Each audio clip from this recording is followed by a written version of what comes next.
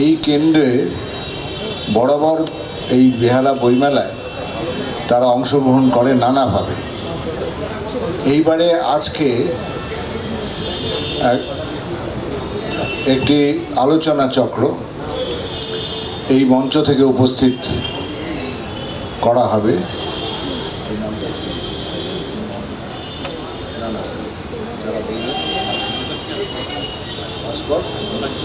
ভাস্কর মুখোপাধ্যায়, আরেকজন গৌতম বন্দ্যোপাধ্যায়। আজকের এই সভায় সভাপতিত্ব করবেন গৌতম বন্দ্যোপাধ্যায়। আপনারা আশা করি সবাই প্রথম থেকে শেষ পর্যন্ত উপস্থিত থাকবেন। আজকে আপনাদের আরও একটি আনন্দের সংবাদ দিই, সেটা হলো আমাদের যে ব্রজসুন্দর দাস, একজন কিংবদন্তি শিক্ষক, নাট্যকার এবং নাট্যজগতের প্রায় আগের যারা আগে শুনেছেন আকাশবাণীতে দুপুরবেলায় যে নাটক হতো, সেই নাটকে অংশগ্রহণ করতেন এই বিদ্যালয়েরই প্রাক্তন শিক্ষক শ্রী ব্রজসুন্দর দাস। তিনি একই সঙ্গে লেখকও ছিলেন। আজকে সেমিনার মঞ্চ 2 অর্থাৎ ব্রজসুন্দর দাস নামাঙ্কিত যে মঞ্চটি, সেখানে 6টা থেকে সেখানে আলোচনা চলবে। আর এই মঞ্চেই 7টা থেকে আবার এবার যে মূল ভাবনা বেহালা বইমেলায় নিবেদিত হয়েছে, অর্থাৎ সুকান্ত ভট্টাচার্যের শতবর্ষে উপলক্ষে আমরা যে আজকে অনুষ্ঠান করছি, স্বপন মুখোপাধ্যায় মূল বক্তা আজকে উপস্থিত করবেন। আপনারা কেউই প্রত্যেকটা অনুষ্ঠান শুনুন এবং নিশ্চয়ই খুব উপভোগ করবেন। আমি নিজেও শুনব। ধন্যবাদ।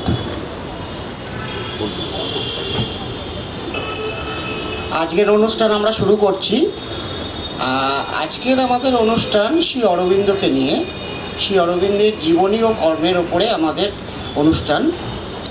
শ্রী অরবিন্দ 1872 সালে জন্মগ্রহণ করেছিলেন।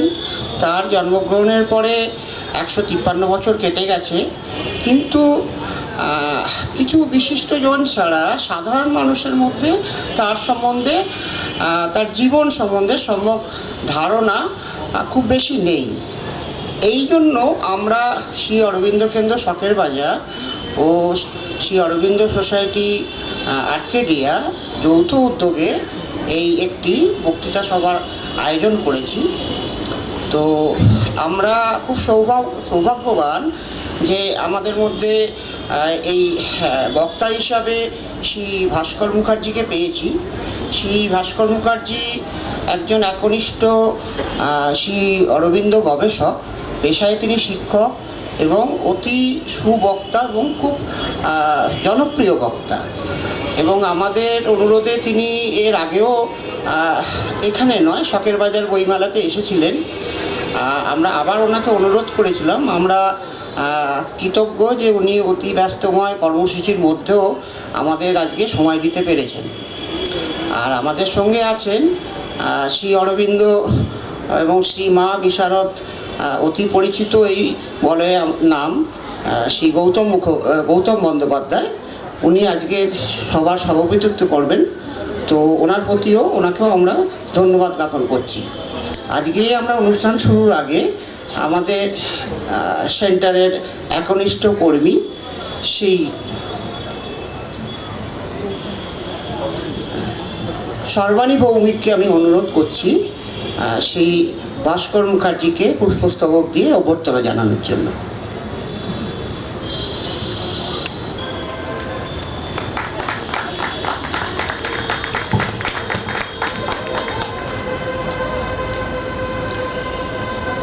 এরপরে বেহালা শ্রী অরবিন্দ সোসাইটি আর্কেডিয়া।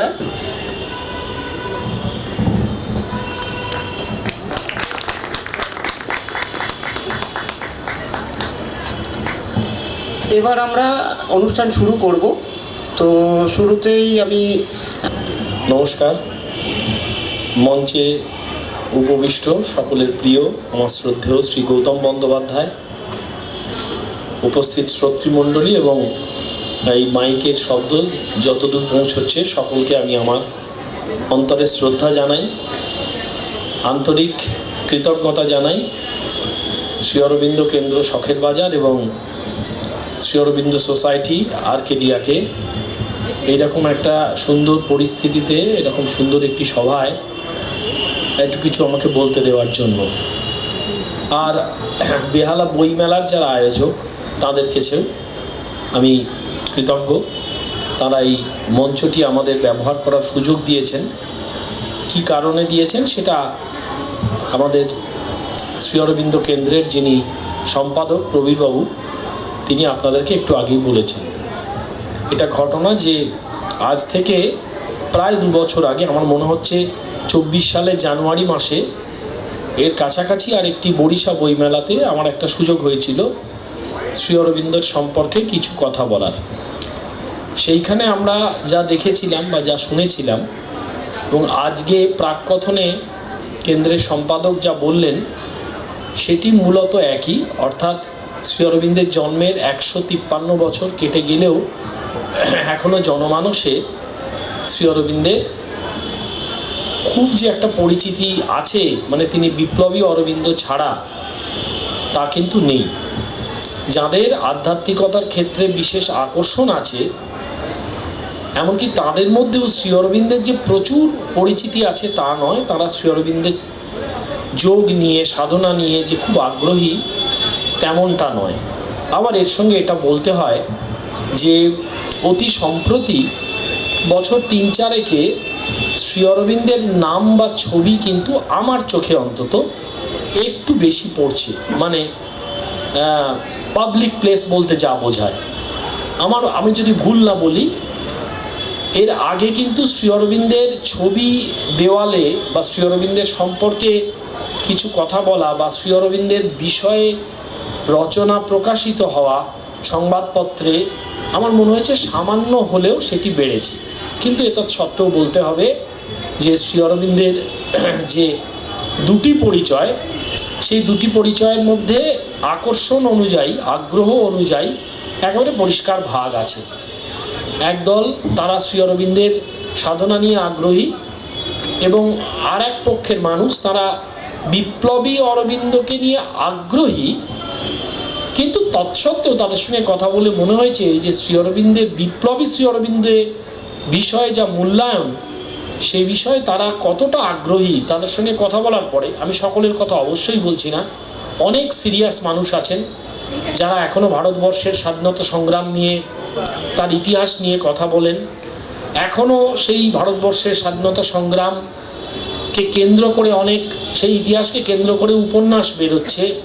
একটু আগেই আমার সঙ্গে গৌতমদার কথা হচ্ছিল, সম্প্রতি বই বেরিয়েছে বেশ 2-3টি বই, যে 2-1টি সিনেমা হচ্ছে, তাতে শ্রী অরবিন্দের ভূমিকা একটু অন্যভাবে দেখানো হচ্ছে।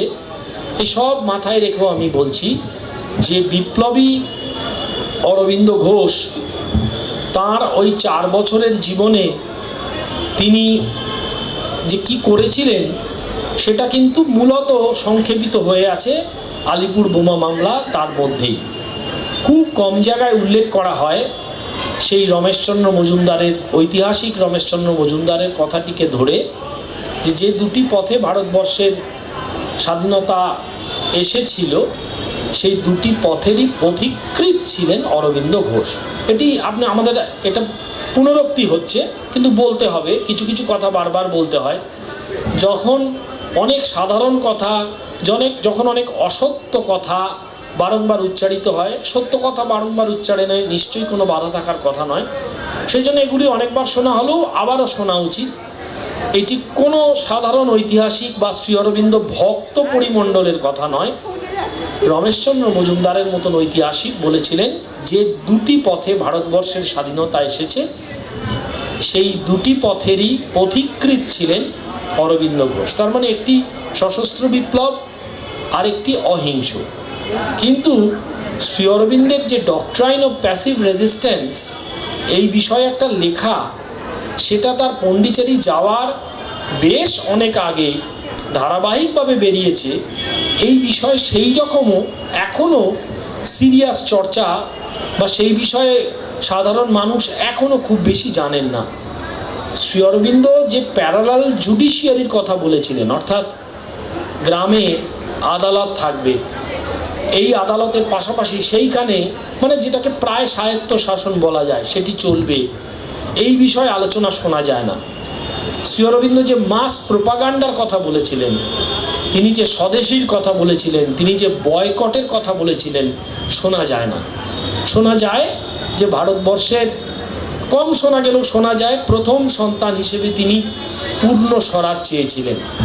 কিন্তু তিনি যে একবারে সরাসরি বলেছিলেন যে নো কোঅপারেশন উইদাউট কন্ট্রোল, এইটা জোর দিয়ে বিশেষ তার চর্চা শোনা যায় না। এইগুলো আমাদের বারবার বলা উচিত, না হলে ভারতবর্ষের স্বাধীনতা কিভাবে এসেছে এই বিষয়ে বোধহয় আমাদের সম্পূর্ণ ধারণা সেটা যেরকম ভাষা থেকে যাওয়া থেকে যাবে। তাছাড়াও আরও একটি বিশেষ তাগিদ অনুভব করি, সেটি হচ্ছে যারা পরের প্রজন্ম, তাদের কাছে আমাদের একটা দায় থেকে যায়। আমরা অনেক সময় পরের প্রজন্মকে দোষ দিই যে তাদের কাছে তারা আমাদের দেশ সম্পর্কে, ইতিহাস সম্পর্কে সচেতন নয়। আমরা কতটা আমাদের দায়িত্ব পালন করি এ বিষয়ে আমাদের একটা, অন্তত আমাদের নিজের দিকে তো আঙুল তোলা উচিত। আমরা তাদেরকে কতটা সচেষ্ট হয়েছি ভারতের স্বাধীনতা সংগ্রামের ইতিহাস সম্পর্কে জানানোর জন্য। কতবার অনুভব করতে বলেছি যে শ্রী অরবিন্দ ভারতবর্ষের প্রথম আইসিএস, যিনি আইসিএস চাকুরি গ্রহণ করেননি। এখনও পর্যন্ত তো সেই ধারণা আছে, কমে গেছে কারণ সেই লেখাটি আর দেখতে পাওয়া যায় না যেখানে লেখা থাকতো যে শ্রী অরবিন্দ আইসিএসে ফেল করেছিলেন। তিনি ঘোড়ায় চড়া পরীক্ষায় অবতীর্ণ হওয়াতে he fail to appear in the horse riding examination. ঘোড়ায় চড়া পরীক্ষা যেটা, সেইখানে তিনি উপস্থিত হননি, কিন্তু তিনি আইসিএসে ফেল করেননি। আমরা সুভাষচন্দ্র বসুর কথা জানি, কিন্তু সুভাষচন্দ্র বসু যে আইসিএস ত্যাগ করলেন, সেই ত্যাগ করার কথা তিনি তার বাবাকে লিখতে পারছেন না। তিনি তার মেজদাদাকে চিঠি দিয়ে লিখছেন, Aurobindo Ghosh is to my spiritual guru, to him and his mission I have dedicated my life and soul. এই চিঠিটির উল্লেখ কিন্তু আমরা চট করে করি না। আর যদি বা নাও করি, আমরা কি আমাদের পরবর্তী প্রজন্মকে ওইভাবে বোঝাই যে একজন 21 বছরের তরুণ, সে তখন কেন, এখনও সেটাকে যদি আইএএস ধরা যায়, ভারতবর্ষের সবচেয়ে সম্মানীয়, সবচেয়ে দুর্লভ চাকুরি, সেই চাকুরিটি একজন 21 বছরের তরুণ, আমি তো মাঝে মাঝে ভাবি কিশোর বলবো, মানে এখনকার 21 বছর চারপাশে দেখি, আচ্ছা তরুণই বললাম, সে সেই চাকুরিটি হেলায় ছেড়ে দিচ্ছে। কি পরিমাণ আত্মত্যাগ থাকলে সেটা করা যেতে পারে। আমি সুভাষচন্দ্রের পরেই শ্রী অরবিন্দের কথা বা শ্রী অরবিন্দের সঙ্গে সুভাষচন্দ্রের কথা এই জন্য নিয়ে এলাম যে সুভাষচন্দ্র একসময় শ্রী অরবিন্দের বিরুদ্ধে কিছু বিরূপ মন্তব্য করেছিলেন। দেখা যায় যে চারপাশে সেইগুলিকে নিয়ে কিন্তু আলোচনা অনেক বেশি হয়। কারা করেন? যারা খুব স্পষ্টভাবে বলছি, যাদের একমাত্র লক্ষ্য শ্রী অরবিন্দ যে পন্ডিচেরি চলে গেলেন, তিনি পালিয়ে গিয়েছিলেন, সেই মতটিকে ধরে সেইটিকে প্রতিষ্ঠা করা। যেমন দেখবেন যে রবীন্দ্রনাথের যে ঔপনিষদিক চিন্তাভাবনা আছে সেটাকে স্পষ্টত সরিয়ে রেখে, মানে সেটি যেন রবীন্দ্রনাথই নন, রবীন্দ্রনাথ একটি বিশেষ অংশকে ধরে এক শ্রেণীর মানুষ চর্চা করেন। আমার বক্তব্য হচ্ছে যে কোনো কিছু দেখতে হলে সামগ্রিকভাবে দেখতে হয়। যেমন শ্রী অরবিন্দের মতন মানুষকেও সামগ্রিকভাবে দেখতে হয়। যে মানুষটি তার জন্ম 1872 থেকে শুরু করে 1910, এই 38 বছর, আমি আগেও বলেছি এই কথা আপনারা নিজেরাও দেখতে পারেন, তার ব্যক্তিগত সুখ, এটা অনেক বড় শব্দ, তার ব্যক্তিগত সাফল্যকে তুচ্ছ করে একের পর এক তিনি ক্রমাগত নিচু মাইনের চাকরিকে অ্যাকসেপ্ট করেছেন। মানে আইসিএস ত্যাগ করে বড়দা মহারাজার চাকরি, বড়দা থেকে যখন ছেড়ে চলে এসেছেন তখন তিনি সেখানকার অ্যাক্টিং প্রিন্সিপাল, 1 বছরের বিনা বেতনের ছুটি নিয়েছেন। আমরা ইতিহাসটা অনেকে জানি না। তিনি বড়দা থেকে চলে এলেন, 1 বছরের বিনা বেতন, অর্থাৎ তিনি স্যালারি অ্যাকসেপ্ট করলেন না। এবং তারপরে তার জন্মদিনে, সেটা কিন্তু বড়দা থেকে ছেড়ে চলে আসার 1.5 বছর পর, তার জন্মদিনে তিনি প্রথম যে জাতীয় মহাবিদ্যালয়, যেটি এখন তার একটা বিস্তৃত রূপ হচ্ছে যাদবপুর বিশ্ববিদ্যালয়, তার প্রথম অধ্যক্ষ হলেন। তখনও তার যা বেতন, সেটা তিনি যখন বড়দা কলেজ থেকে ছেড়ে চলে এসছেন তার 1/3 ভাগ বা আরও একটু কম। এবং সে চাকুরিও তিনি কিছুদিনের মধ্যেই ত্যাগ করলেন। এবং সেটা একটা অন্য প্রসঙ্গ, সেটা নিয়ে একটা বড় বক্তব্য রাখা যায়। তিনি সেই সময় ছাত্রদের উদ্দেশ্যে একটা ভাষণ দেন, যে ভাষণটি আজও প্রাসঙ্গিক। শ্রী অরবিন্দ প্রসঙ্গে আজকে আমরা সেখানে যাব না। মা বলেছিলেন যে সেটি অমর সূর্যালোক, যেটি ভবিষ্যৎ চেয়ে উদ্ভাসিত। শ্রী অরবিন্দের নিজের একটি কথা আছে, we do not belong to the past dawns but to the noons of the future. এই কথাটা শ্রী অরবিন্দ সম্পর্কে কেউ যদি মূল্যায়ন করেন তাহলে বোধহয় তার রচনা ধরে, তার জীবন ধরে দেখিয়ে দেওয়া যায়। যদি না সেটি সত্যি হতো, শ্রী অরবিন্দ যখন নরহত্যায় সহায়ক হিসেবে বিচারাধীন বন্দী রয়েছেন, তাকে দেখিয়ে চিত্তরঞ্জন দাস সওয়াল করেছিলেন, আপনারা সেটা জানেন। এবং তার যে বাণী, সেটার অনুবাদ করলে এই রকমই দাঁড়ায় যে একদিন এই মানুষটি চলে যাবেন।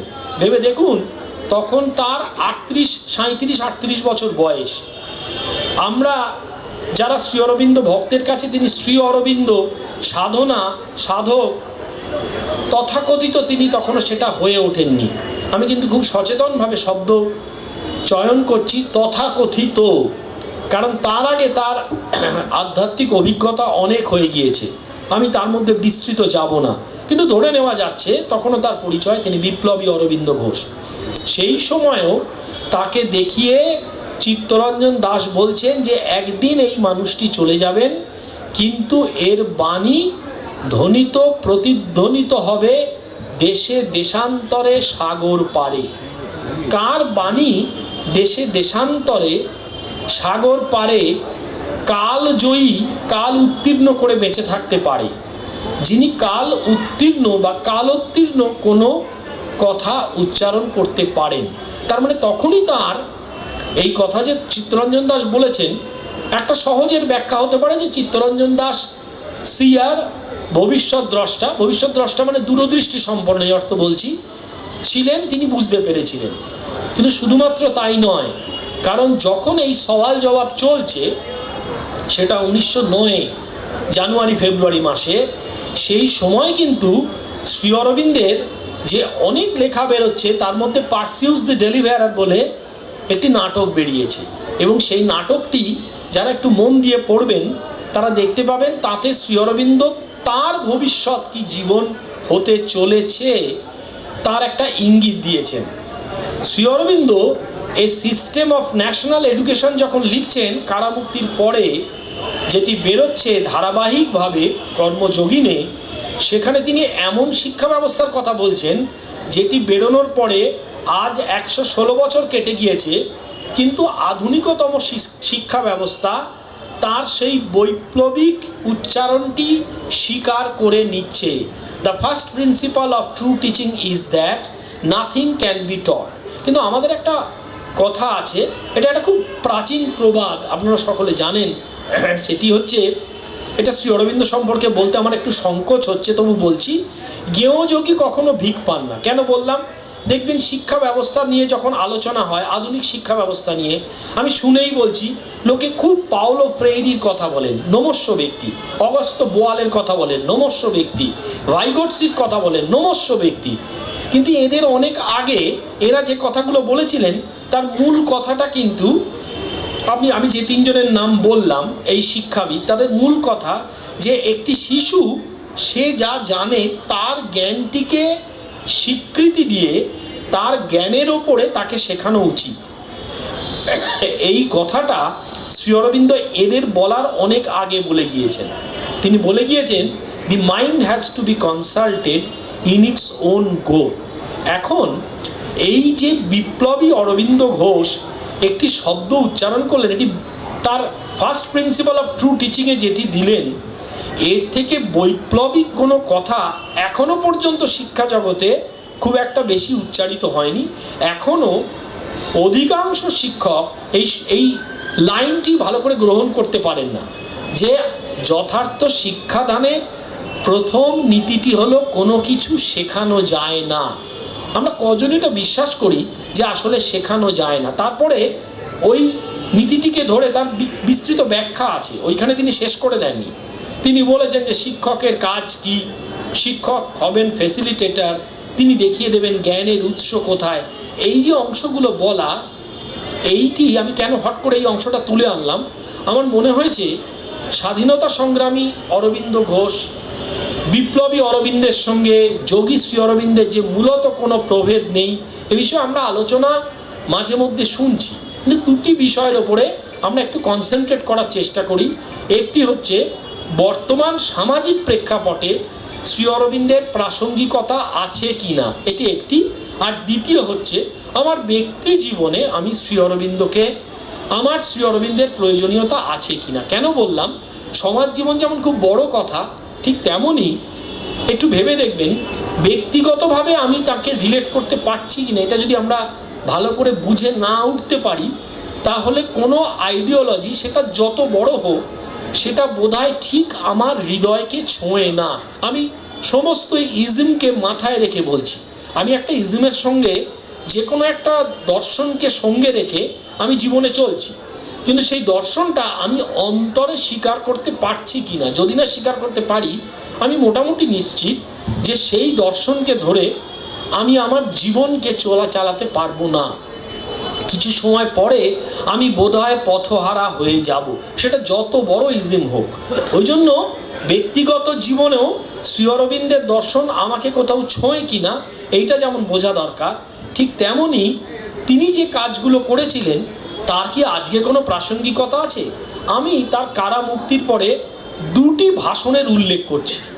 একটি হচ্ছে তিনি হাওড়াতে সমিতির অধিকার বলে একটি ভাষণ দিয়েছিলেন, আরেকটি হচ্ছে তার কারামুক্তির পরে প্রথম পাবলিকলি তিনি যেটা বলেছিলেন সেটি তার বিখ্যাত, সেটি উত্তরপাড়া স্পিচ, উত্তরপাড়া অভিভাষণ। উত্তরপাড়া অভিভাষণ সর্বাপেক্ষা বিখ্যাত ভাষণগুলোর মধ্যে অন্যতম।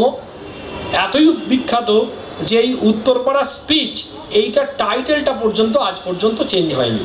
বাকি যে শ্রী অরবিন্দের অন্যান্য স্পিচেস আছে সেগুলোর টাইটেল কোথাও চেঞ্জ, কিন্তু উত্তরপাড়া স্পিচ এখনও উত্তরপাড়া অভিভাষণ নামেই খ্যাত। কেন এই দুটি ভাষণ আজকের যুগে কেন প্রাসঙ্গিক হতে পারে? এই দুটি ভাষণ নিয়ে ঘন্টার পর ঘন্টা, দিনের পর দিন আলোচনা চালানো যেতে পারে একটি ভাষণকে ধরে। আমি আপনাদের দুটি জায়গার কথা বলছি। প্রথম বলে দিই, তার প্রথম ভাষণ যেটি উত্তরপাড়া অভিভাষণ। উত্তরপাড়া অভিভাষণে শ্রী অরবিন্দ প্রথম তার কারাগারের অভিজ্ঞতা কিছু জনগণের সঙ্গে ভাগ করে নিলেন। এটি কেন গুরুত্বপূর্ণ না, তার লক্ষ্য যদি হতো যে তিনি সম্পূর্ণ নিরালায় গিয়ে তার নিজের কথায়, তার কেভ অফ তপস্যায় তিনি সাধনা করবেন, কাউকে জানাবেন না, তাহলে ওই 10,000 লোকের সামনে তাকে এই কথা বলার কোনো প্রয়োজন থাকতো না। তিনি স্পষ্টত বলেছিলেন যে তিনি তার লক্ষ্য কী। দ্বিতীয় হচ্ছে উত্তরপাড়া অভিভাষণে তিনি সেই সনাতন ধর্ম নিয়ে তার একটা স্পষ্ট বক্তব্য রাখলেন। এখন আমাদের একটা সমস্যা কি, আমরা যখনই সনাতন ধর্ম, এই দুটো শব্দ বললাম তো, এই শব্দগুলো যখনই আমাদের কানে আসে, আমাদের মাইন্ডসেট এমন হয়ে গেছে অনেকের যে আমরা সঙ্গে সঙ্গে তার থেকে মুখ ফিরিয়ে নিই, যে ওতে আমার কোনো ইন্টারেস্ট নেই, অর্থাৎ সনাতনে আমার কোনো ইন্টারেস্ট নেই। কিন্তু সনাতনটা যদি ক্লাসিক বলে উচ্চারণ করি, কেউ যদি, যারা বিজ্ঞানের চর্চা করেন তারা যদি বলেন যে আমার ক্লাসিক্যাল মেকানিক্সে কোনো ইন্টারেস্ট নেই, তাহলে কি তিনি মডার্ন ফিজিক্সে আসতে পারবেন? যারা সঙ্গীতের চর্চা করেন তারা যদি বলেন আমি ক্লাসিক্যাল বিষয়ে কিচ্ছু জানতে চাই না, তিনি কি খুব বড় সঙ্গীত শিল্পী হতে পারবেন? এই ক্লাসিক্যাল বা ক্লাসিকের বাংলাটাই হচ্ছে সনাতন। আর ধর্ম শব্দটায় যদি কারুর বিশেষ আপত্তি থাকে, তিনি যদি উত্তরপাড়া অভিভাষণটি একটু মনোযোগ সহকারে পড়েন, তিনি দেখতে পাবেন যে আসলে ধর্ম বলতে সাধারণ মানুষের যা ধারণা, যে ধর্মকে ঘিরে মানুষে মানুষে এত ভেদ, যে ধর্মকে ঘিরে মানুষে মানুষে এত ব্যবসা, সেই ধর্মের সম্পূর্ণ উল্টো কথা তিনি বলেছেন। খুব দুর্ভাগ্যজনক, এই উত্তরপাড়া স্পিচটিকে ধরেও এক শ্রেণীর মানুষ আজকের যুগে 2025-এ তার একটি সংকীর্ণ ব্যাখ্যা করছেন, যে তার সমগ্র অভিভাষণে তিনি একেবারে প্রথম দিকে স্পষ্ট বলে রেখেছিলেন যে এই লাইফস্টাইল, আমি ঠিক কোটটা করছি না, এই আমাদের জীবনযাপন হিন্দু নামে এক জাতি এইটাকে ধরে রেখেছিল, সেই জন্য ধর্মটির নাম হিন্দু ধর্ম, অন্য কোনো কারণে নয়। তার মানে অঙ্ক দিয়ে যদি কেউ বলে যদি অন্য কোনো জাতি, সেই জাতির নাম যদি এক্স হয়, তাহলে ওই ধর্মটার নাম এক্স ধর্ম হতো। সেইখানে তিনি স্পষ্ট বলেছেন যে আসলে এই ধর্ম, এই জীবন যাপন, এই জীবনের দর্শন ভারতবর্ষের ঐতিহ্য, এবং এই দর্শন ভারতবর্ষ সারা পৃথিবীকে বলেছিল, যেটা আজও সারা পৃথিবীকে বাঁচাতে পারে। শ্রী অরবিন্দের জীবনের প্রথম লক্ষ্য ছিল ভারতবর্ষের স্বাধীনতা, কিন্তু তার পরের লক্ষ্য ছিল সমগ্র পৃথিবীর মুক্তি, সমগ্র পৃথিবীর মানব জাতির মুক্তি, এবং সেই মুক্তির জন্য তার সাধনা, এবং সেই সাধনার ভিত্তি ভারতবর্ষের অধ্যাত্মের মধ্যে লুকিয়ে রয়েছে। তিনি স্পষ্ট বলেছিলেন যে দু ধরনের ধর্ম আছে। উত্তরপাড়া অভিভাষণটা এখানে যারা উপস্থিত, আমার ধারণা তারা সকলে পড়েছেন, কিন্তু আমি একটু বিশেষ অর্থে বলছি। আমি আমার বক্তব্যের প্রথমেই বলেছি যে এখানে যারা নতুন কেউ যদি থেকে থাকেন, বা আমার এই শব্দ ক্ষেপণ যদি কারুর কাছে পৌঁছে থাকে, তাহলে তিনি একটু পড়ে দেখবেন যে তিনি সেখানে স্পষ্ট বলেছেন যে একটি ধর্মের তিনি নাম দিয়েছেন হেসেলের ধর্ম, যে ধর্ম আসলে আমরা যেটা ধর্ম বলে যেটা বলি সেইটাই।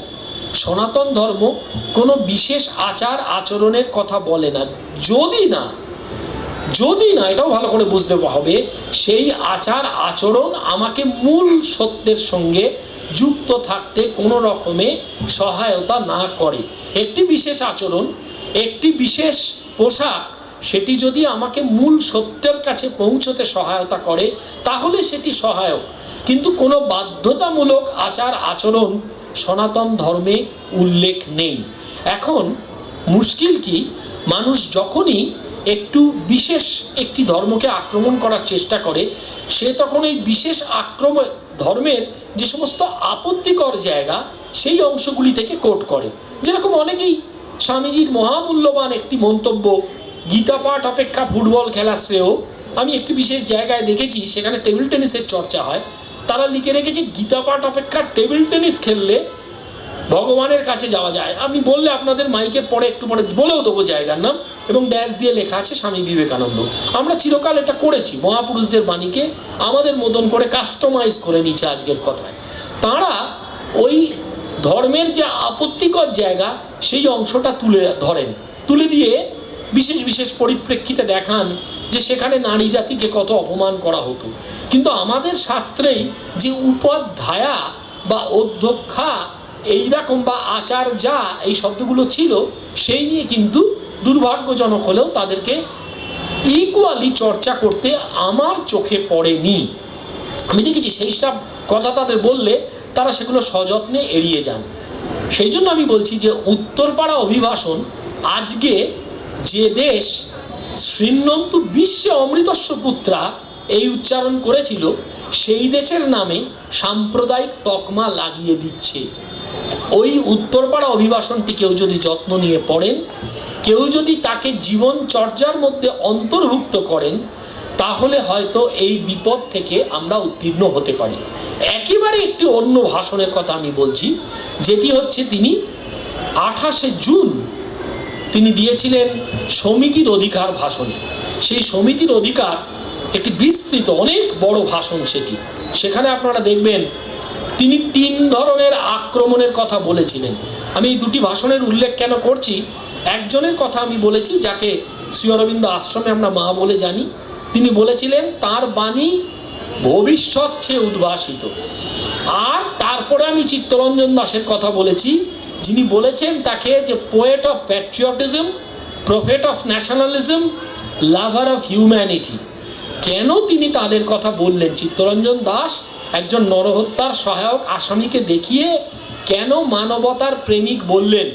কারণ ওই সমিতির অধিকার ভাষণে আপনারা দেখবেন সেখানে তিনি 3 ধরনের আক্রমণের কথা বলেছেন।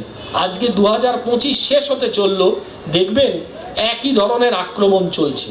বলা হয়েছে যে স্বাধীন মত প্রকাশের ওপরে হস্তক্ষেপ করা হচ্ছে, বলা হয়েছে জনসভা করার ওপরে হস্তক্ষেপ করা হচ্ছে, বলা হয়েছে সমিতির অধিকারের ওপরে হস্তক্ষেপ করা হচ্ছে। এবং সেই সময় দাঁড়িয়ে শ্রী অরবিন্দ আজকের ভাষায় তখন শাসককে যে ভাষাতে প্রায় তুলোধনা করেছিলেন, আজকে সেই ভাষণটি জরুরি। এবং পড়তে পড়তে আমরা নিজেরা আবিষ্কার করি যে শাসকের চরিত্র সেটা চিরকাল একই থাকে।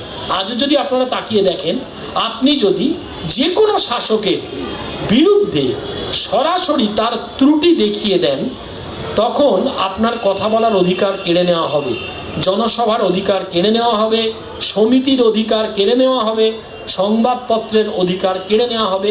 আমি বিতর্কে জড়াতে চাইছি না। গতকাল আজকে সকালের সংবাদপত্র সকলে দেখেছেন। শুধু এটা একটি ঘটনা নয়, এটা সর্বকালে ঘটেছে। এটা অনেকে মনে করেন যে উন্নত দেশে এই ধরনের ঘটনা ঘটে না। আপনারা যে কেউ উন্নত দেশের হয়তো কম ঘটে, কিন্তু কেউ যদি বলেন যে ফ্রান্সে বা জার্মানিতে বা আমেরিকাতে স্বাধীন মতকে বলতে দেওয়া নিশ্চিন্তে বলা যায়, তা নয়। হার্ভার্ড বিশ্ববিদ্যালয়ের সাম্প্রতিক ঘটনা আপনারা একটু চোখ খুলে দেখে নেবেন। এই কথাটা যে শ্রী অরবিন্দ বলেছিলেন, তখন তার মতন করে এত জোরালোভাবে এই অন্যায়ের বিরুদ্ধে, এই অত্যাচারের বিরুদ্ধে কিভাবে দাঁড়াতে হবে এত দৃঢ়ভাবে কেউ বলেননি। কিন্তু একটা করে দেখবেন যে তার সমগ্র রচনার মধ্যে যে জিনিসটির প্রতি মূল জোর দেওয়া আছে, যেটিকে কেন্দ্র করে তার পরবর্তীকালের সাধনা, আধ্যাত্মিক যোগ বা ফিলোসফি বা তত্ত্ব যা বলেন দাঁড়িয়ে আছে, সেটি হচ্ছে আত্মশক্তির কথা। এবার সেই আত্মশক্তির কথাটি ওই ভাষণে, যেটি হাওড়ায় দেওয়া হয়েছিল সমিতির অধিকার ভাষণে, যত জোর দেবে বলা হয়েছে, পরবর্তীকার ক্ষেত্রে সেইটিকে আরও একটু অন্য রকম করা হয়েছে। সেটা তো স্বাভাবিক, সেটা করবেন বলেই তো তার 40 বছর পণ্ডিচেরিতে চলে যাওয়া। আর সেটি করবেন বলেই তো পণ্ডিচেরি যাওয়ার পরে প্রথম 16 বছর তিনি সাধারণের মধ্যে রইলেন, তারপরে 24 বছর ভিতরে চলে গেলেন। আমরা যারা শ্রী অরবিন্দ চর্চা করি তারা এটা খেয়াল করে দেখি না সাধারণভাবে তার কি করা উচিত ছিল। যে একজন মানুষ, তিনি এখান থেকে আত্মগোপন করলেন চন্দননগরে, তারপরে তিনি পণ্ডিচেরি চলে গেলেন, তারপরেই তো তার নিজেকে তার কেভ অফ তপস্যা বা গুহা বা একটি ঘরে তিনি নিজেকে আটকে রাখতে পারতেন। আচ্ছা, সেই সময় নাকি তাকে বারবার বাড়ি পাল্টাতে হয়েছে। কিন্তু যখন মা চলে এলেন 15-র পর থেকে, 20-র পর থেকে, 20-তে তো মা পার্মানেন্টলি চলে এলেন, তাই 20 থেকে 26 তো শ্রী অরবিন্দ অনায়াসে চলে যেতে পারতেন। তার একটি যে জীবনটা তিনি 26 থেকে 50 যাপন করেছেন, তিনি তো করলেন না। তার মানে একটা বিশেষ উদ্দেশ্যেই, একটি বিশেষ দিনের পরেই তিনি একটি প্রকোষ্ঠে নিজেকে আবদ্ধ করলেন। সেই বিশেষ উদ্দেশ্যের কথা, বিশেষ কিছুর কথা আমরা আজকে বলবো না, এটা তার মঞ্চ নয়। কিন্তু একটা বিষয় অন্তত স্পষ্ট হওয়া দরকার, যে এই মানুষটি, যিনি, যেটা আমি প্রথমে বললাম, তার 38 বছর যদি বাইরের জীবনটি দেখি, যিনি একের পর এক স্বার্থ ত্যাগ করেছেন এবং তার সমস্ত লেখার মধ্যে প্রথম 38 বছর, তারপরের কথা বলছি না, প্রথম 38 বছর যিনি সমানেই সাধারণ মানুষের সঙ্গে থাকার কথা, সাধারণ মানুষকে নিয়ে চলার কথা বলেছেন, সেই মানুষটি একটি ব্যক্তিগত স্বার্থসিদ্ধির জন্য, ব্যক্তিগত কোনো সিদ্ধির জন্য তিনি পণ্ডিচেরি চলে যাবেন বা আত্মগোপন করবেন, এটি কোনো যুক্তিবাদী মানুষ মেনে নিতে পারে না। আমি তার আত্মগোপন করারও পরে, তিনি যখন 1926-এর পরে যে বলছিলাম একটি ঘরে নিজেকে আবদ্ধ করলেন, এই 24 বছর আমাদের অনেকের ধারণা তিনি কি করলেন কিছু জানা যায় না। কেন জানা যায় না? এই ধারণা করার জন্য আমাদের তো এখন আর কোনো লাইব্রেরিতে মানুষকে যেতে হয় না, কষ্ট করে মোটা বই টেনে নামাতে হয় না। একটি ছোট্ট যন্ত্রের দৌলতে যে কেউ দেখে নিতে পারেন শ্রী অরবিন্দের রচনাবলী কত খণ্ড। সেই রচনাবলীর খণ্ডগুলোর প্রকাশকাল, কোন সময় তিনি সেই রচনাগুলো করেছিলেন, সেগুলো দেখে নিতে পারেন।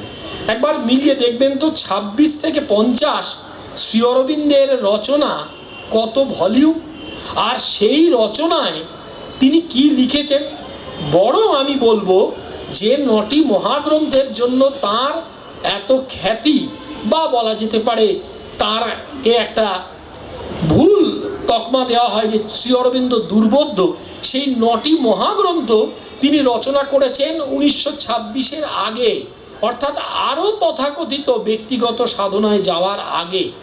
তার যে ম্যাগনাস ওপাম লাইফ ডিভাইন, সে তো রচনা হয়েছে 1914 থেকে 20-র মধ্যে। তার সিনথেসিস অফ যোগা, তার সিক্রেট অফ বেদাস, তার ফিউচার পোয়েট্রি, তার উপনিষদ, তার দ্য হিউম্যান সাইকেল, এই সমস্ত রচনা তো 26-এর আগে। তাহলে 26 থেকে 50-এ শ্রী অরবিন্দ কী করেছেন? এখন 4 খণ্ডে বেরিয়েছে। তিনি লেটার্স অন যোগা, তিনি পাতার পর পাতা, শ্রী অরবিন্দ পরিমণ্ডলে তো শিষ্য কথাটা তুলনায় কম চালু আছে, তার অনুগামীদের চিঠির উত্তর দিয়ে গেছেন।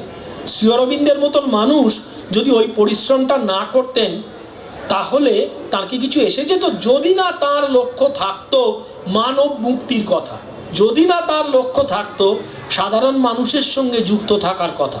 তিনি ব্যক্তিগত সাধনা করতেন। তিনি বলতেন আমি 9টা গ্রন্থ লিখেছি, সেই যথেষ্ট। এবং এটা আমার কোনো কথা নয়, আপনারা অনেকে জানেন যে তার নাম 2বার নোবেল প্রাইজের জন্য নমিনেটেড হয়। এবং পণ্ডিতেরা বলেন শ্রী অরবিন্দ যে 9টি মহাগ্রন্থ লিখেছেন তার একটি গ্রন্থ একজন মানুষ সারা জীবনে লিখতে পারলেই যথেষ্ট। এ কোনো মানুষের রচনা হতে পারে না। শ্রী অরবিন্দের যিনি সম্পূর্ণ বিরোধী, তা তিনিও আশা করি স্বীকার করবেন, তার ইন্টেলেক্ট নিয়ে, তার ইংরেজি নিয়ে, তার ফিলোসফিক্যাল থট নিয়ে কোনো কথা হয় না। সেই মানুষটি 26-এর পরে 24 বছর 4 খণ্ডে যদি ভলিউম হয়, তার মানে কত পাতা আপনারা একটু হিসেব করবেন। আরও এখনও বেরোচ্ছে। সাবিত্রীর মতন একটা মহাকাব্য শেষ অংশে, শেষ জীবনে তিনি তখন আর চোখে দেখতে পেতেন না, তিনি মুখে মুখে বলতেন, বারবার লেখা হতো, বারবার কাটা হতো। কি দরকার ছিল? যে সাবিত্রী লেখা তিনি শুরু করেছিলেন জীবনের একদম প্রথমে, আর একদম শেষ পর্যন্ত যেটি লিখেছেন আজ পর্যন্ত 24,000 লাইনের ইংরেজি ভাষায় সর্ববৃহৎ মহাকাব্য।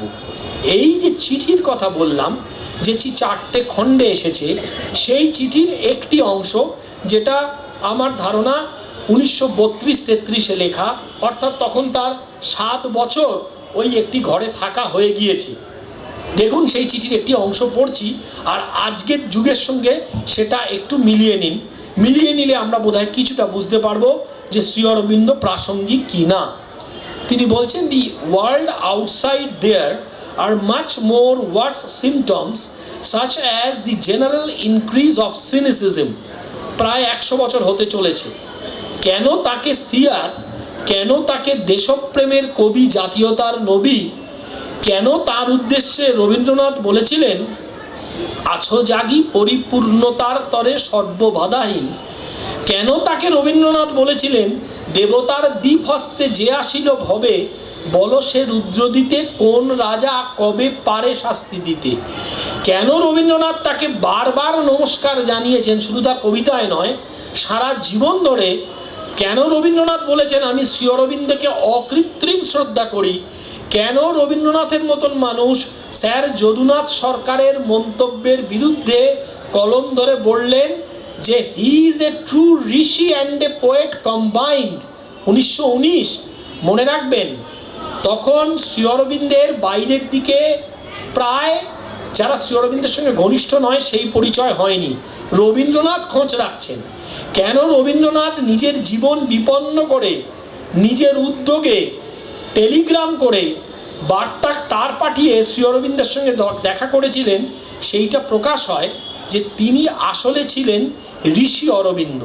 এই যে ঋষি অরবিন্দ কথাটা আজকাল এত দেখা যায়, এই যাবৎকাল পাওয়া তথ্য অনুযায়ী শ্রী অরবিন্দের আগে, রবীন্দ্রনাথের আগে তাকে কেউ ঋষি সম্বোধন করেননি। যেমন বঙ্কিমচন্দ্রকে শ্রী অরবিন্দের আগে কেউ ঋষি উচ্চারণ করেননি। আমার খুব ভালো লাগছে, একটু প্রসঙ্গত আমরা এক লাইন যাচ্ছি। বঙ্কিম একজন বিখ্যাত গবেষক, সেটি পত্রিকায় বেরিয়েও গিয়েছে বা বেরোবে। তিনি একটি বিষয়, তার প্রতিপাদ্য বিষয়টি আমার চমৎকার লেগেছে। তিনি বলছেন যে বঙ্কিমচন্দ্রের পূর্ণ প্রকৃত জীবনীকার প্রথম তিনি অরবিন্দ ঘোষ। তিনি কিন্তু শ্রী অরবিন্দ পথের পথিক নন, তিনি বঙ্কিম গবেষক। তিনি আমার সঙ্গে সেদিনকে কথা বলছিলেন। তিনি বললেন শ্রী অরবিন্দই তো প্রথম বঙ্কিমচন্দ্রের মন্ত্রের যে শক্তি, যে মন্ত্র নিয়ে এত বিতর্ক আপনারা দেখতে পান, সেই মন্ত্রের শক্তি প্রতিষ্ঠা করলেন, আবিষ্কার করলেন, এবং তারপর সেই বন্দে মাতরম মন্ত্র সেটি জাতীয় মন্ত্র হয়ে উঠলো। আমার চমৎকার লেগেছে বিষয়টি। যাই হোক, সেই জন্যই বোধহয় আমার ভাষণের একদম প্রথমে বলেছিলাম যে খুব সম্প্রতি শ্রী অরবিন্দ চর্চা একটু হলেও বোধহয় বৃদ্ধি পাচ্ছে। তিনি যে সিয়ার, তিনি যে ভবিষ্যৎ দ্রষ্টা, এই চিঠিটায় দেখুন 1932-33 যে পৃথিবীর বাইরে আমরা দেখতে পাচ্ছি কি কি সিমটমস, কি কি লক্ষণের কথা তিনি বলছেন। 2025 শেষ হতে চললো, মিলিয়ে নেবেন। জেনারেল ইনক্রিজ অফ সিনিসিজম, আমরা দেখতে পাই সমস্ত বিষয়ে মানুষের একটা সিনিক মনোভাব, একটা অসুয়া, একটা খুঁতখুঁতে, কোনো বিষয়ে মানুষের শান্তি নেই, যে কোনো মতবাদের বিরুদ্ধে সে একটা সন্দেহ দেখে। আর কি, a refusal to believe in anything at all, কোনো বিষয়ে বিশ্বাস করা, to believe anything at all. আমি আবারও বলছি, তার মানে একজন মানুষকে শ্রী অরবিন্দকেই বিশ্বাস করতে হবে তা নয়, কিন্তু কোনো দর্শন, কোনো মত, কোনো ইজমে মানুষ এখন ভরসা রাখতে পারছে না। এটা উনি বলেছেন 1933-এ, আর এটা 2026। কোনো বিষয়ে মানুষের আজকে বিশ্বাস নেই। আমাদের মাস্টারমশাইরা বলতেন যে কোনো একটা ইজম, যে কোনো একটা দর্শনকে জীবনে রেখো, না হলে জীবন অকিঞ্চিতকর হয়ে যাবে, না হলে জীবন হালবিহীন নৌকার মতন ছুটে চলে যাবে। আমরা এখন দেখতে পাই মানুষ anything to believe at all, মানুষ বোধহয় এখন সবচেয়ে যে জিনিসটায় বিশ্বাস করে, যেটা মানুষের মধ্যে বিপদ ডেকে আনে, যেটার এখন একটা পরিভাষায় যার নাম দেওয়া হয়েছে হোয়াটসঅ্যাপ ইউনিভার্সিটি, যেটার বিরুদ্ধে মানুষের সবচেয়ে বেশি কথা বলা দরকার। মানুষ সবচেয়ে বেশি বিশ্বাস করে ফেক ভিডিওতে। সেই ফেক ভিডিওগুলো কিভাবে বানানো হয়, হোয়াটসঅ্যাপের মাধ্যমে কি করে বিভিন্ন ভুল তথ্য ছড়িয়ে পড়ে, আপনারা আমার থেকে বেশি জানেন। মানুষ এখন সবচেয়ে বিশ্বাস করে এই যন্ত্রটিকে, দুর্ভাগ্যজনক। এই ডিক্রিজ অফ অনেস্টি, আশা করি 2025-এ এটা বলতে হবে না। কালকেই আমার কাছে একটি ছবি এসেছে, আপনাদের অনেকের মনে হয়েছিল Bharatvarsha the most corrupted country, তা নয়, 38তম জায়গায় আছে, মানে তলার দিক থেকে।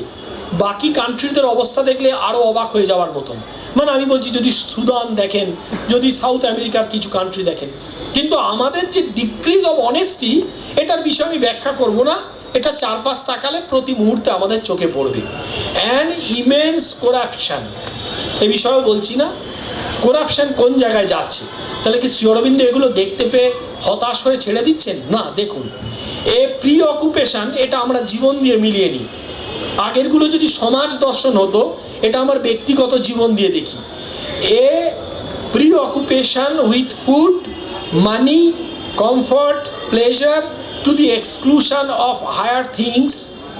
কোনো ঊর্ধ্বতর কথা, ঊর্ধ্বতর চিন্তা, ঊর্ধ্বতর চেতনার চর্চা মানুষ আজকাল করে না। পরিবর্তে ফুড, কমফর্ট, প্লেজার। যত বেশি ফুড ব্লগার আছে, যত বেশি রেস্টুরেন্ট পাড়ায় খুলছে, যত বেশি ফুড চেন খুলছে, সে সম্পর্কে মানুষ যত বেশি জানে, তার থেকে দ্বিগুণ হারে পাড়ার লাইব্রেরিগুলো বন্ধ হয়ে যাচ্ছে। কোনো আপনি একটু যে কোনো কাউকে একটা সার্ভে করবেন, যে সংবাদপত্র সে পড়ে, তার এডিটোরিয়াল পেজটা সে পড়ে কি না, কতজন, আপনি একটা সার্ভে করবেন কাল থেকে, যে এডিটোরিয়াল পেজের প্রবন্ধ পড়ছো, কারণ ওটা একটু উঁচু, ওখানে কোনো তথাকথিত সাধারণভাবে চটজলদি মুখরোচক মশলা খাওয়ার দেওয়া হয় না। মানুষ ওটা পছন্দ করে না। মানুষ এখন ফুড, কমফর্ট, লাক্সারি, আমাদের যে সংস্কৃতি ছিল plain living and high thinking, সেটা আমরা উল্টে ফেলেছি। আমরা এখন হাই লিভিং আর প্লেন থিঙ্কিং বললেও থিঙ্কিংকে সম্মান দেওয়া হয়। আমাদের এখন থিঙ্কিং কোথায় গেছে? সিনিসিজম। কত শঙ্খ ঘোষের কবিতা হয়ে গেছে, আরও কত ছোট হব প্রভু, আরও কত নিচু হব। যত ছোট ছোট বিষয় নিয়ে আমরা ওর তার সমালোচনা করে দিন কাটাই। আর কি বলছেন? বলছেন যে and general expectation of wars and worse things awaiting the world. আরও ওয়ার্স 33-এ বলেছেন, তার মানে আমরা অপেক্ষা করছি আরও পৃথিবী গোলমেলের জায়গায় যাবে, ওয়ার্স হবে। ওয়ার্স্ট বলেননি, জানি না আমাদের আরও কি কি দেখতে হবে বলে বলছেন আই মাইসেলফ ফোরস, এটা ওর নিজের কথা, ওই জন্য সিআর শব্দটা আমি বলছিলাম, এবার প্রতিষ্ঠা দিচ্ছি। I myself force that these words would come. আমি নিজে দেখতে পাচ্ছি এই আরও বাজে জঘন্যতর অবস্থা, আরও মন্দতর অবস্থা আসবে। The darkness of night before dawn, এটা খুব একটা আপনাদের অনেকের একটা আমাদের কল্পনা, আমাদের অনেকবার শুনেছি যে উষার আগে যে অন্ধকার সেটা গাঢ়তম। তিনি বলছেন এই ডনের আগে এই darkness, therefore I am not discourage. একজন মানুষ তিনি যদি ওইখানে বলতেন যেরকমভাবে আমরা আলোচনা শেষ করি, এই তো পৃথিবীর অবস্থা, আর কিছু করার নেই, উই অল আর ডিসকারেজড, আমাদের এর থেকে কোনো মুক্তি নেই, এ ক্রমশ বাজে হবে, একে বলে ঘোর কলি। শ্রী অরবিন্দ শেষ করছেন না, বলছেন I am not discouraged, I know what is preparing behind the darkness and can see and feel the first signs of coming. আমি জানি এই অন্ধকারের পিছনে কিসের প্রস্তুতি চলছে এবং দেখতে পাচ্ছি, অনুভব করতে পাচ্ছি আগমনের প্রথম ইঙ্গিতটি, অর্থাৎ আসছে, উষা আসছে। সেটা আজ বা কাল যার ছবি দেখতে পাচ্ছি, শতবর্ষ হয়েছে সুকান্ত ভট্টাচার্য তার রানার কবিতায় দেখবেন, রাত কেটে গিয়ে সূর্য উঠবে কবে, দিন কবে শেষ হবে। আহ্বান তিনি দিয়ে রেখেছেন, তিনি আশ্বাস, তারা কখনো হতাশার কথা বলেন না। বলছেন যে darkness and can see the feel the first signs of coming, those who seek, এটা আমাদের অপশান, দোজ ওপেন অপশান দেওয়া আছে, those who seek for the divine have to stand firm and persist in their seeking. যারা দিব্যের প্রতি ভরসা রাখবে তাকে দৃঢ় থাকতে হবে এবং তার অন্বেষণে তাকে পারসিস্ট করতে হবে। কোনো বাইরের মতবাদ, বাইরের হতাশায় সে হতাশাগ্রস্ত হবে না। যে যেভাবে সত্যের পথে চলে তাকে বাইরের কোনো মতবাদ বিচলিত করতে পারে না, যে যেভাবে আমি বললাম। ঠিক উল্টো দিকে এই যে শিল্পের স্টলটি দেওয়া হয়েছে, শিল্পীদের যদি ইতিহাস দেখেন, যারা সময়ের থেকে এগিয়ে থাকা শিল্পী, তাদের বহু মানুষ ডিসকারেজ করেছেন যে তুমি যা কাজ করছো এগুলো কোনো কাজে দেবে না।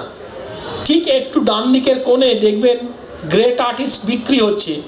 যাদের গ্রেট আর্টিস্টের ছবি আছে তাদের 95 ভাগ তাদের জীবিতকালে কোনো সম্মান পাননি, কিন্তু তারা তাদের লক্ষ্য থেকে সরে যাননি। কোনো বিজ্ঞানী, এগিয়ে থাকা মানুষ ডিসকারেজড হননি, তারা তাদের লক্ষ্য থেকে সরে যাননি। তাহলে আমরা যদি কনসিডার করি যে আমরা দিব্যকে খুঁজতে চাই, আমরা কি করব? Stand firm and persist in their seeking, লেগে থাকবো।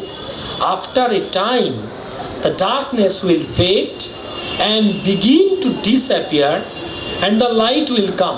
কিছু সময় পরে অন্ধকার ফিকে হয়ে যাবে, আলো নেমে আসবে।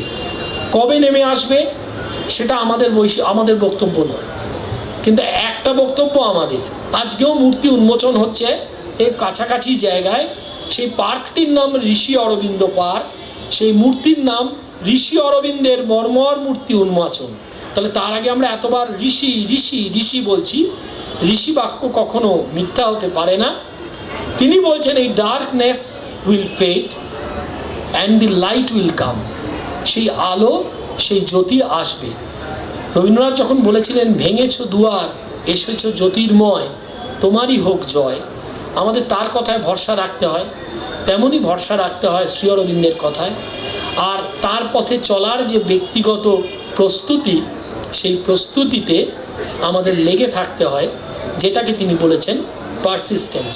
শ্রী অরবিন্দের সাধনার বিষয় বলার মঞ্চ এটি নয়, কিন্তু যাদের আগ্রহ তাদের জন্য বলার যে তিনি বলেছিলেন সাধনার জন্য সর্বাপেক্ষা বড় গুণ হচ্ছে ধৈর্য, লেগে থাকা বা পারসিভিয়ারেন্স। আমরা সেই ভরসায় লেগে থাকি। আমরা তার একটি কথা দিয়ে শেষ করি যে it is not a hope but a certitude that the complete transformation of nature will take place. এটি কোনো আশা নয়, এটি এক নিশ্চয়তা যে প্রকৃতির রূপান্তর একদিন সম্ভব হবে। নমস্কার। পুনর্বার বেহালা বইমেলার কর্তৃপক্ষকে আমি আমার আন্তরিক কৃতজ্ঞতা জানাই শখের বাজার শ্রী অরবিন্দ কেন্দ্রকে এবং শ্রী অরবিন্দ সোসাইটি আর্কেডিয়াকে। অরবিন্দ কেন্দ্র শখের বাজার, শ্রী অরবিন্দ সমিতি আর্কেডিয়া বেহালা। আমাদের এই বেহালার কাছাকাছি অনেকগুলি শ্রী অরবিন্দ চর্চা কেন্দ্র বর্তমানে তৈরি হয়েছে। তারাও পরোক্ষভাবে এবং প্রত্যক্ষভাবে এই অনুষ্ঠানটি সংগঠিত করতে আমাদের সহায়তা করেছেন, তাদেরও বিশেষভাবে ধন্যবাদ জানাচ্ছি। একটি কথা উল্লেখ করবার জন্যেই মূলত সময় সংক্ষেপ সত্ত্বেও আমার এখানে আসা, সেই কথাটি হচ্ছে এই যে কেন্দ্রগুলি এখানে বর্তমানে রয়েছে এবং এই কেন্দ্রগুলিতে যে শ্রী অরবিন্দ চর্চা চলছে, এর অন্তরালের যে মানুষটি এই কেন্দ্রগুলিকে বিশেষভাবে গড়ে উঠতে সহায়তা করেছেন একেবারে প্রত্যক্ষভাবে, তিনি হচ্ছেন আমাদের সকলের শ্রদ্ধেয় শ্রী অধ্যাপক শ্রী বিশ্বনাথ রায় মহাশয়। বিশ্বনাথ দা একজন অত্যন্ত ঘনিষ্ঠ এবং ভীষণ রকম সিরিয়াস শ্রী অরবিন্দ চর্চার সঙ্গে যুক্ত মানুষ ছিলেন।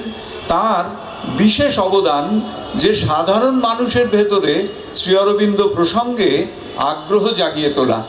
মোটামুটিভাবে দক্ষিণ চব্বিশ পরগনার বিভিন্ন জায়গায় এবং বেহালায় শ্রী অরবিন্দ চর্চা কেন্দ্রগুলির তারই উদ্যোগে সৃষ্ট এবং অনেক দূর পর্যন্ত এগিয়েছে। সুতরাং এই অনুষ্ঠানে তাকে বিশেষ করে শ্রদ্ধা না জানালে আমার মনে হয়েছে অনুষ্ঠানটি অসম্পূর্ণ থেকে যাবে।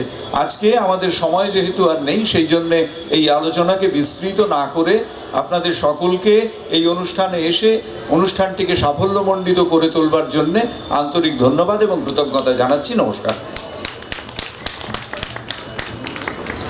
অরবিন্দর আলোচনায় আমরা সত্যি কি বলবো, যে অন্তর থেকে যে মানুষটিকে আমরা চাই, ভালোবাসি, সেই মানুষটির কথা শুনতে আমাদের অনেক অনেক ইচ্ছে করে। তথাপি আমরা সময়ে বাধা, আরও শোনার ইচ্ছে ছিল। এবং শ্রী অরবিন্দর গবেষক শ্রীযুক্ত ভাস্কর মুখার্জি মহাশয়ের বক্তব্যের মধ্য দিয়ে আমরা যে কত অজানা তথ্য, কত অজানা তার সম্বন্ধে আমরা আজকে জানলাম, বুঝলাম।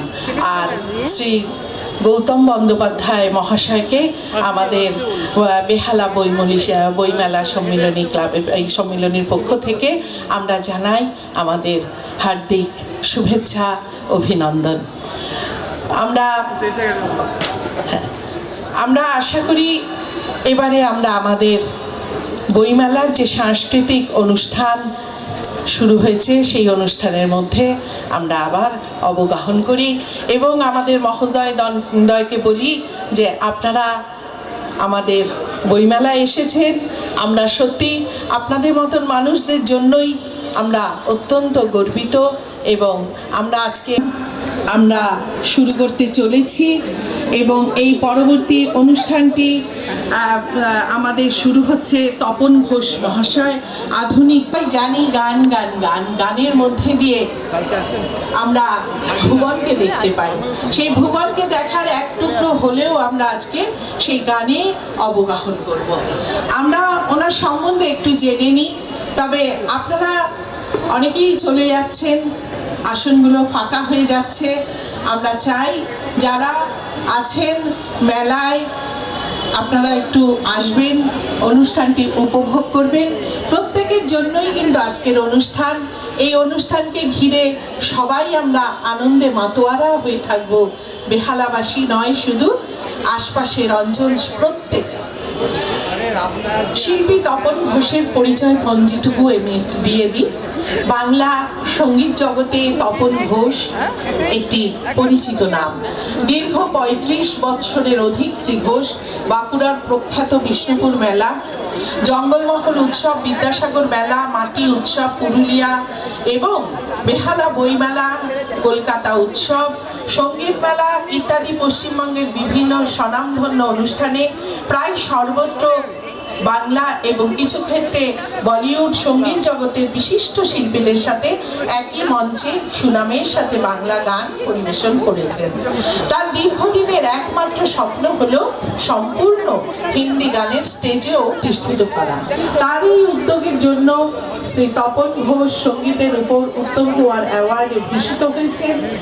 দূরদর্শনের বিভিন্ন চ্যানেলে শ্রী ঘোষের সাক্ষাৎকার ভিত্তিক সঙ্গীতানুষ্ঠান সম্প্রচারিত হয়েছে। দুটি বাংলা টেলিফিল্মেও শ্রী ঘোষ টাইটেল সং গেয়েছেন। কর্মক্ষেত্রে শ্রী তপন মন্ত্রী সোমেন মহাপাত্র, মন্ত্রী সন্ধ্যা রানী টুডু সহ বিভিন্ন মন্ত্রী ও আধিকারিকদের সিনিয়র পার্সোনাল সেক্রেটারি হিসেবে কর্মরত ছিলেন।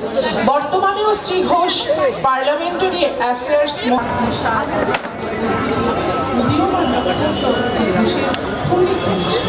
এইসব কারণে বিভিন্ন অনুষ্ঠানে দেখা যায় না, তবু সুযোগ পেলে তিনি উপস্থিত হন নির্দিষ্ট কিছু সঙ্গীতের মাসে। আমার এই বার্তাগুলো আমি আশা করি মেলা প্রাঙ্গণে যারা আছেন আর সেই পৌঁছে দেবার আনন্দে আমি একটি কথা বলি, এসব শিল্পীদের এসব মঞ্চে আশাটুকুকে কেন্দ্র করে আমাদের যে উন্মাদ উত্তেজনা আনন্দ, সেই আনন্দটুকু আমরা উপভোগ করব। আমাদের সামনে এই যে খালি সব কেদারা চেয়ার পড়ে রয়েছে সেগুলো পরিপূর্ণ করা। অতএব আপনারা ঘুরবেন, বই দেখবেন, তথাপি শিল্পীদেরকে একটু উৎসাহিত করবেন আপনারাই। আজ আমরা একটি বিশেষ সময়ের মধ্যে দিয়ে বাংলার মানুষের আপনি কি দেখার পরে দেখে নিন না ভেতরে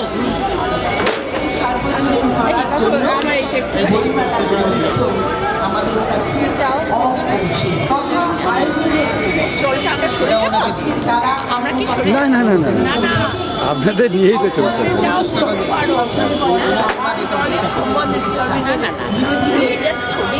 আজকে বেহালা বইমেলা বলা চলে আমাদের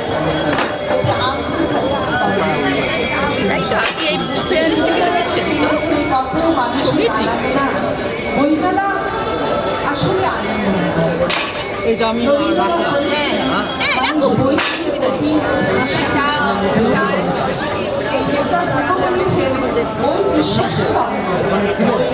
মানব সমাজে বই হচ্ছে ভারতের 50 টাকা তো কি নিলে